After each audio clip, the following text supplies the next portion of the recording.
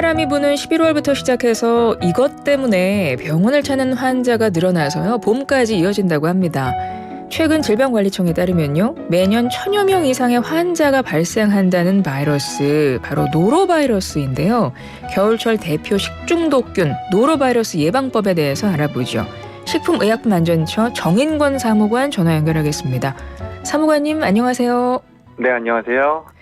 겨울철만 되면 노로바이러스 얘기를 듣게 되는데요. 이게 주로 겨울철에 이 노로바이러스 잘 발생하는 이유가 뭘까요? 네, 노로바이러스균은 영하 20도씨 이하에서도 활발히 활동해서 매년 11월부터 다음해 봄까지 유행하는 겨울철 대표적 식중독 원인균입니다. 겨울철에 노로바이러스가 특히 잘 발생하는 이유는 날씨가 추워지면서 손 씻기 등 개인 위생 관리가 소홀해지기 쉽고 실외보다 실내 활동이 많아지면서 사람 간 전파 가능성도 높아지기 때문입니다. 영하 20도 이하에서도 이게 활발히 활동하는 균이군요. 노로바이러스. 그러니까 이게 겨울철에 조심을 해야 되는 거네요. 사무관님 네, 혹시 그렇습니다. 노로바이러스 식중독 걸려본 적 있으세요? 네, 저도 예전에 생굴을 먹고 노로바이러스 식중독에 걸려서 구토, 설사 등 때문에 한참 고생한 적이 있는데요. 예. 그 이후 굴은 되도록 생으로 먹기보다 익혀서 먹고 있습니다. 아, 생굴 드시고 노로바이러스 감염되셔가지고 많이 증상이 많이 아픈가요? 그때 저도 그 설사 때문에 고생을 조금 많이 했었습니다. 많이 고생하셨겠네요. 노로바이러스 걸리면 주로 그러면 뭐 설사 이런 거 말고 또 어떤 증상들이 있는데요? 네, 그 노로바이러스는 적은 양으로도 쉽게 전파될 수 있는데요. 그리고 노로바이러스에 감염되면 하루 이틀간의 잠복기를 거친 뒤에 모환, 두통, 근육통과 함께 메스꺼움, 구토, 설사 등의 증상이 나타나게 됩니다. 보통 소아의 경우는 구토가 흔하고 성인에게는 설사가 흔하게 나타나고 일부 발열을 동반하기도 하는데요. 노로바이러스 증상이 사라진 뒤에도 과민성 대장증후군과 같은 기타 장내 질환을 유발할 가능성도 있습니다. 그럼 노로바이러스에 감염되는 건 뭐 음식을 통해서만 감염이 되나요? 주로 음식이나 사람 간 접촉으로 감염됩니다.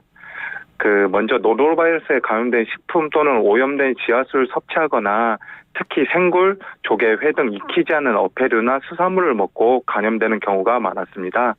또한 노로바이러스에 오염된 물건을 만진 손으로 입을 만졌을 때나 감염된 사람을 간호할 때 또는 환자의 식품, 기구 등을 함께 사용한 경우에 감염되는 사례가 종종 있었습니다. 그러면 노로바이러스도 좀 전염성이 강한 편인가 봐요. 네, 전염성이 강한 편입니다. 그럼 노로바이러스 감염된 사람이 있으면 좀 조심을 해야겠네요. 네, 노로바이러스 환자가 주변에 발생을 하게 되면은 우선 감염자의 침이나 오염된 손을 통해서 감염될 수 있기 때문에 감염 의심자가 사용한 화장실, 변기, 문 손잡이 등은 가정용 염소 소독제를 이용해 소독해야 하고요.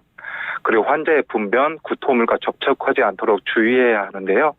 구토물은 위생용 비닐장갑, 마스크 등을 착용하고 오염물이 튀거나 옷에 묻지 않도록 주의해서 치우고 바닥도 반드시 소독해 주어야 합니다. 전염력이 강하기 때문에 무엇보다 예방을 잘해야 될 것 같습니다. 어떻게 하면 좋을까요?